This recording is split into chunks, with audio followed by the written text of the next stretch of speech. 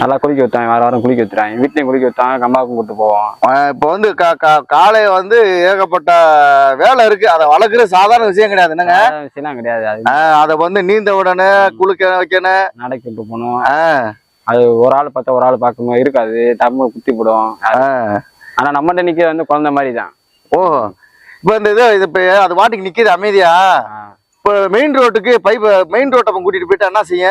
நம்ம இப்ப ஆளு யாரு நோண்டாத வரைக்கும் அது அமைதியா போவோம். யாரு வந்து லைட்டா அப்படி வாழை பிடிச்சி திருநா இல்ல யாரு ஜூக்கா அப்படி கையை முன்னாடி நிட்டுட்டாங்கன்னா எங்களும் சரி, எங்களையும் இழுத்து போட்டு அவங்கள போய் குத்த போயிடும்.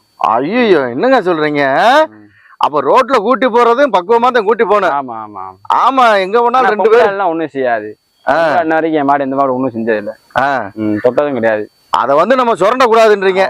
ரோட்ல போனா ஒண்ணும் செய்யாது. ஆம்பளை மட்டும்தான் அதுக்கு மெயினே. ஆம்பளை மட்டும் அதை கிட்ட அண்ட விடாது, அவ்வளவுதான். ஓஹோ.